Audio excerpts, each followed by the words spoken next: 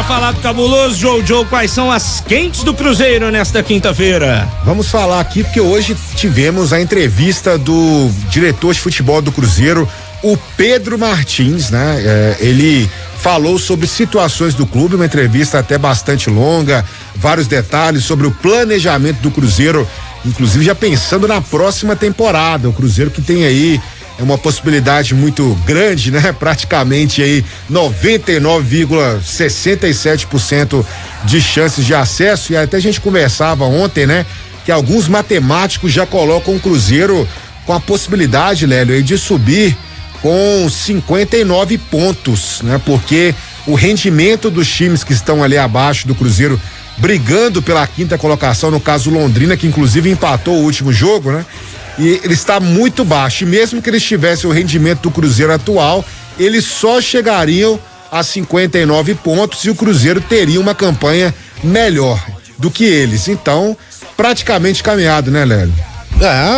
Olha, é claro que é bom, né? Você colocar lá todos os pontos necessários na tabela, mas o Cruzeiro, para não subir, ele precisa ser muito incompetente daqui pra frente.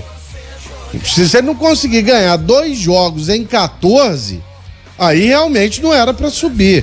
Mas é claro que isso não vai acontecer, né, Josias? O Cruzeiro já subiu e é como a gente tem dito aqui, né? Precisa realmente começar a preparar o ano de 2023. E por isso, olha só que bichinho chato. Putz, que mal, hein?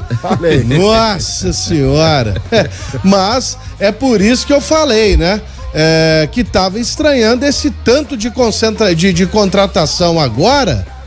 Esse tanto de contratação agora, sendo que o time praticamente subiu e, na verdade, ele já teria que, né, se programar para dar uma cara de time de Série A pro ano que vem. Porque a gente sabe que a maioria desses jogadores não vai permanecer aqui, Josias. Exatamente, né? O que o Pedro Martins explicou foi exatamente essa questão da reformulação do Cruzeiro. E o Cruzeiro, como o Lélio disse, né? Vários jogadores chegando agora, 7 novos reforços nessa janela de transferência.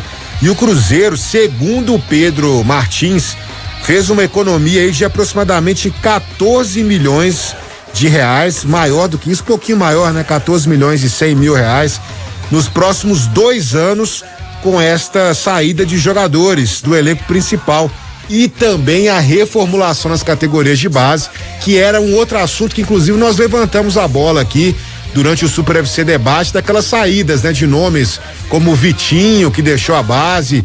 Recentemente aí também o Riquelme teve o seu contrato aí rescindido com o Cruzeiro, acabou o vínculo dele com o Cruzeiro, e outros jogadores que saíram, como o caso do Paulo, né, o zagueiro Paulo, que se transferiu lá para o Santa Clara, que é o time do Bruno Vicentinho agora, que foi também aqui diretor do Cruzeiro, e o Adriano também, que é outro jogador que saiu. Então, segundo o Pedro Martins, o Cruzeiro fez essa economia de 14 milhões de reais nos próximos 2 anos com essa saída de jogadores e a chegada de novos reforços. Lembrando que o Cruzeiro trouxe muitos jogadores aí também com contrato por empréstimo, e como o Lélio disse, né, o Cruzeiro tem várias situações a serem resolvidas, porque tem jogadores no clube que realmente o contrato de empréstimo se encerra no final do Campeonato Brasileiro da Série B, ou seja, no final dessa temporada.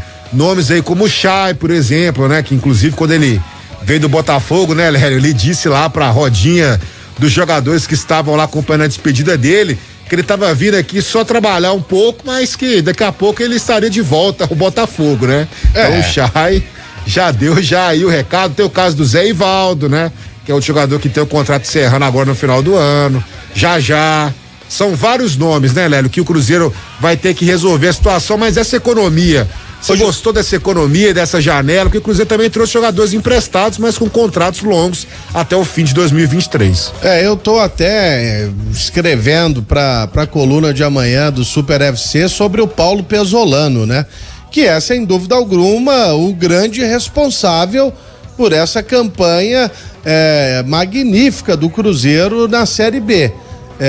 E ele já montou e remontou o time aí várias vezes, né, Josias? Sim. Igual você falou, chegaram 7 jogadores, mas quantos foram embora? 8?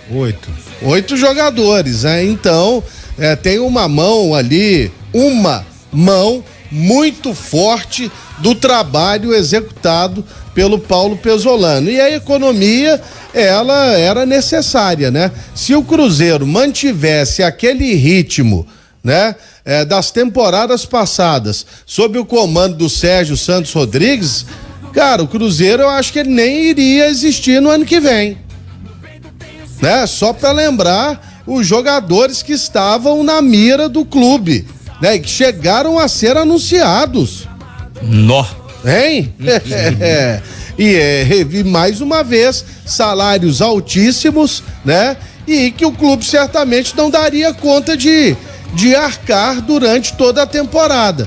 Aí a gente viria mais uma vez o time morto dentro de campo, sujeito a fazer greve e tudo mais, e o pior, que poderia ficar mais um ano na segunda divisão. Mas realmente foi um trabalho louvável dentro de campo e fora de campo também. E o Pedro Martins é o grande é o homem do Cruzeiro, é o Pedro Martins, e tá de parabéns. E fica a nossa expectativa para que o time, né, para a próxima temporada seja um time competitivo e capaz, inclusive no primeiro momento, que é muito normal, de se manter na primeira divisão. Agora, tendo recursos, se reforçando, já para brigar por alguma coisa maior dentro da Série A na próxima temporada, né, Josias? Exatamente, e nesta entrevista, Lélio, o próprio Pedro Martins explicou a situação também do Vagninho, que é um jogador que a gente vem comentando há algum tempo. O que acontece? Ele tem contrato com o Cruzeiro até dezembro de 2023. E o Cruzeiro, o que acontece é que o Vagninho teve propostas, mas seriam propostas por empréstimo.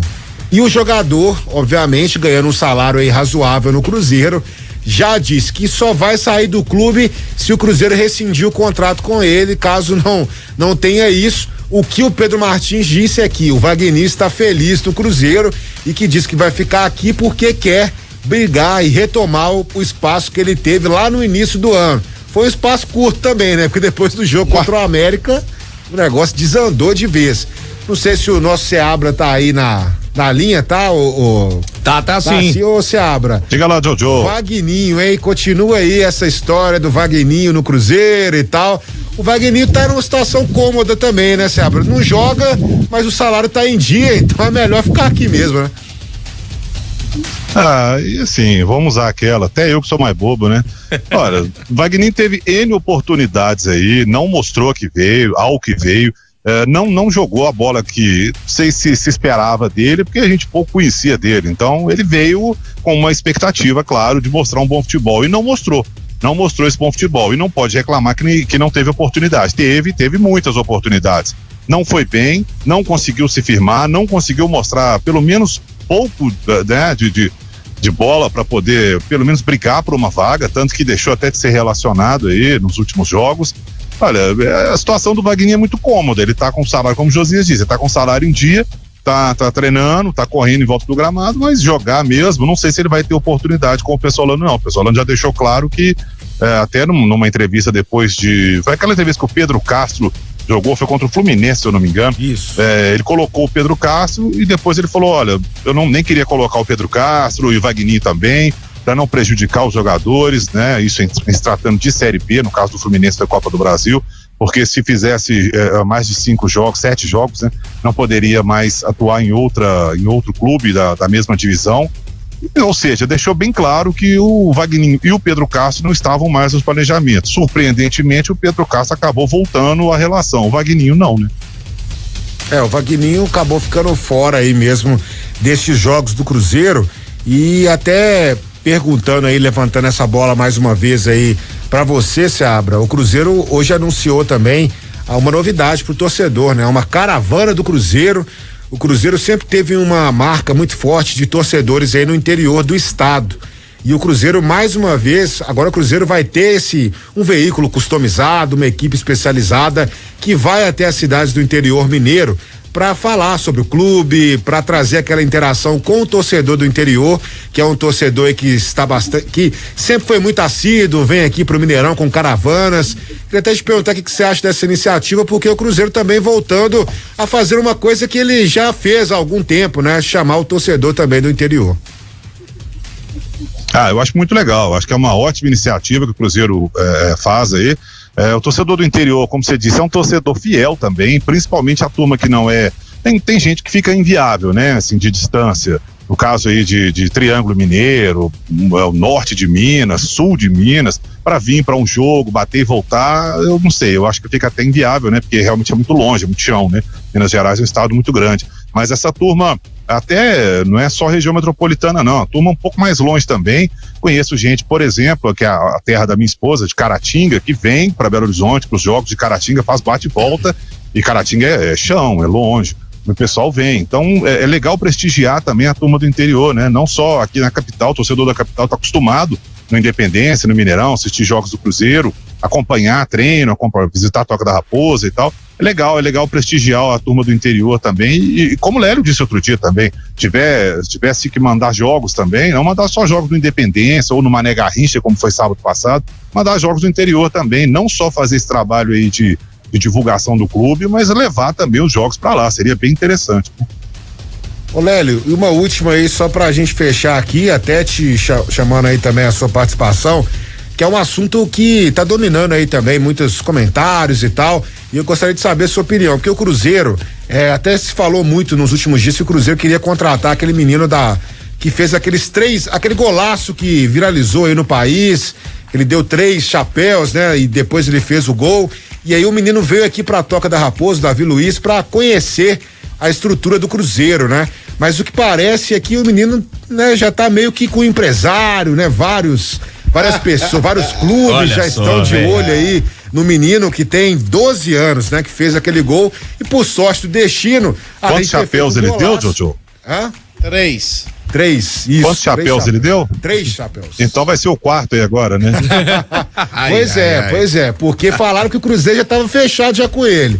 E agora tem informação de que tem outros clubes. Mas é muito curioso, né? Ver um menino de 12 anos já empresário de olho, já querendo colocar o menino aí em outros clubes e fazendo um verdadeiro leilão de um menino que não pode nem ter contrato profissional ainda, né? Bom, é o seguinte, posso falar a verdade ou não? Fale. Aqui, até o Curê já marcou golaço, brother. Então, tem que se analisar como que o menino joga, é uma categoria ainda bem inferior, que inclusive a International Football Board ontem anunciou que nem disputa aérea pode ter, né? A jogada, o cabeceio tá proibido para essa categoria, então, sabe, é com muita calma, né? A gente viu um gol, e o restante, o desempenho dele dentro do jogo, alguém viu? Pois é. Sabe, então é muita calma nessa hora, né? Com certeza. O Cruzeiro tem para chegar na sua mesa nos próximos dias mais uma daquelas cobranças delicadas.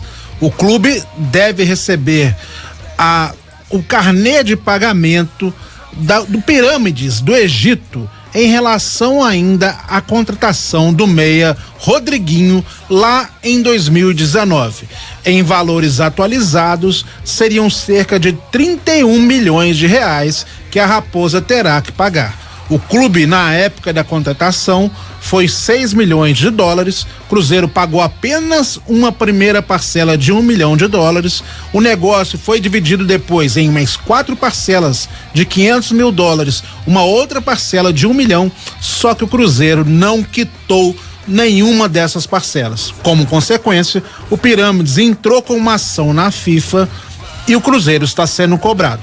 Caso não pague, vai receber a punição, como foi no início do ano o transfer ban, que impossibilitaria, por exemplo, a Raposa de inscrever novos atletas. A gestão do Ronaldo está trabalhando nos bastidores para conseguir essa grana e assim que a cobrança efetivamente chegar, efetuar o pagamento. Na primeira vez, a gente tem que lembrar que o Ronaldo usou recursos próprios para quitar o Transferban. Ele nem havia assinado ainda a compra de 90% das ações do Cruzeiro. Agora vai ser diferente. Cruzeiro, mais uma conta chegando das gestões anteriores, infelizmente, na Raposa.